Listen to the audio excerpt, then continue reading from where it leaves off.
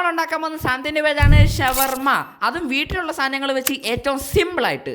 പിന്നെ നമ്മുടെ സിമ്പിൾ ഷവർമ ഉണ്ടാക്കാനായിട്ട് കുറച്ച് ഇൻഗ്രീഡിയൻസ് ആവശ്യമുണ്ട്. അതൊക്കെയാണ് ക്യാപ്സിക്കം, തക്കാളി, സവോള, പിന്നെ നമ്മുടെ കുക്കുംബർ. പിന്നെ നമ്മുടെ ഷവർമയ്ക്ക് ഇമ്പോർട്ടൻ്റ് ആയിട്ടുള്ള സാധനമാണ് ചിക്കൻ. ചിക്കൻ ഉണ്ടാക്കുമ്പോഴേക്കും നമ്മൾ ബോൺലെസ് ആയിട്ടുള്ള പീസ് എടുക്കുക. ചിക്കൻ്റെ ബ്രസ്റ്റ് പീസ് എടുക്കുന്നതായിരിക്കും ഏറ്റവും നല്ലത്. കാരണം അതിൻ്റെ അകത്ത് പ്രോട്ടീനും കൂടുതലാണ്, അരിയാനും എളുപ്പമാണ്. കാരണം അതിൻ്റെ അകത്ത് എല്ലാം ഇല്ലല്ലോ. നമ്മുടെ ഷവർമയ്ക്ക് വേണ്ടി ചിക്കൻ അരിയുമ്പോഴേക്കും ഏറ്റവും ചെറുതായിട്ട് വേണം അരിയാൻ. കാരണം ഏറ്റവും ചെറുതായിട്ട് അരിയുന്നോ അത്രത്തോളം ഷവർമ കഴിക്കാൻ അടിപൊളിയായിരിക്കും. അതുകൊണ്ട് നമ്മൾ ഷവർമ കഴിക്കുമ്പോഴേക്കും ഏറ്റവും ചെറിയ പീസ് വേണം കിട്ടാൻ. അതുകൊണ്ട് നമ്മൾ ഏറ്റവും ചെറിയ പീസായിട്ട് വേണം അരിയാനും.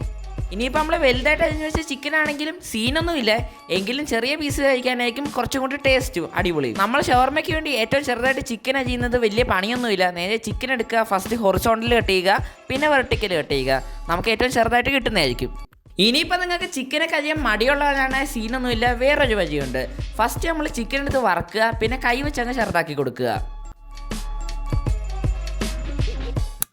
പിന്നെ നമ്മുടെ കട്ട് ചെയ്ത് വെച്ച് ചിക്കനിലോട്ട് കുറച്ച് സ്പൈസസ് ഒക്കെ ഇട്ട് കൊടുക്കാം. അതിനായിട്ട് ഫസ്റ്റ് നമുക്ക് മുളക് പൊടി ഇട്ട് കൊടുക്കാം. പിന്നെ അതിൻ്റെ അതോടെ മഞ്ഞപ്പൊടി, കുരുമുളക് പൊടി, പിന്നെ കുറച്ച് ഉപ്പും കൂടി ഇട്ട് കൊടുക്കാം. അങ്ങനെ മസാല ഇട്ട് കൊടുത്തിട്ടുണ്ട്. ഇനി നമ്മുടെ പരിപാടി എന്താണെന്ന് വെച്ച് കഴിഞ്ഞാൽ ചിക്കൻ്റെ എല്ലാ ഭാഗത്തേക്കും മസാല നല്ലോണം ഒന്ന് സ്പ്രെഡ് ചെയ്ത് പിടിപ്പിക്കണം. പിന്നെ സ്പ്രെഡ് ചെയ്യുമ്പോഴേക്കും ശ്രദ്ധിക്കേണ്ട കാര്യം ചിക്കൻ്റെ എല്ലാ സ്ഥലത്തും ഈക്വലായിട്ട് സ്പ്രെഡ് ആവണം. ഇനി നമുക്ക് വേണ്ട സാധനമാണ് സവോള. അതിനായിട്ട് ഒരു സവോള എടുക്കാൻ നേരത്തെ തൊലി മാറ്റി കൊടുക്കുക, പിന്നെ നൈസായിട്ട് കട്ട് ചെയ്യുക. നമ്മൾ ഷവർമയ്ക്കായിട്ട് സവാള അരിയുമ്പോഴേക്കും ഏറ്റവും ചെറുതായിട്ട് വേണം അരിയാൻ. ഇല്ലെങ്കിൽ ഒരുമാതിരി സവാള കറിയും നമ്മുടെ കുബൂസും കഴിക്കുന്ന പോലെ ഇരിക്കും. സവാള ചെറുതായിട്ട് കട്ട് ചെയ്യാനായിട്ട് വലിയ പണിയൊന്നുമില്ല. നമ്മൾ നേരത്തെ ചിക്കൻ അരിഞ്ഞില്ലേ, അതേപോലെ തന്നെ നൈസായിട്ട് നമ്മൾ സൈഡിൽ നിന്ന് കട്ട് ചെയ്യുക, പിന്നെ തിരിച്ചു വെച്ച് ഓപ്പോസിറ്റായിട്ട് കട്ട് ചെയ്യുക. എന്തായാലും നമ്മൾ ചിക്കനേക്കാളും ചെറുതായിട്ട് വേണം കട്ട് ചെയ്യാൻ. ഇല്ലേ കഴിക്കുമ്പോൾ ഭയങ്കര ശോകമായിരിക്കും, ഞാൻ നേരത്തെ പറഞ്ഞ പോലെ. ഇനി നമുക്ക് വേണ്ട സാധനം കുക്കുംബർ.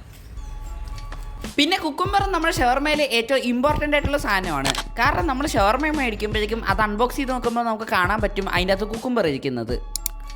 പിന്നെ കുക്കുംബർ എന്ന് പറയുമ്പോഴേക്കും ഒരു ഫുള്ള് കുക്കുംബർ ഒന്നും വേണ്ട, വളരെ കുറച്ച് മതി. കാരണം കുക്കുംബറിനകത്ത് ജലാംശം ഭയങ്കര കൂടുതലായിരിക്കും. നമ്മൾ ഷവർമയിൽ ഈ കുക്കുംബർ ഫുള്ള് ഇടുമ്പോഴേക്കും ജലാംശത്തിൻ്റെ അളവ് ഭയങ്കര കൂടുതലായിരിക്കും. അപ്പോൾ ഷവർമ കഴിക്കാൻ നല്ല ശോകമായിരിക്കും.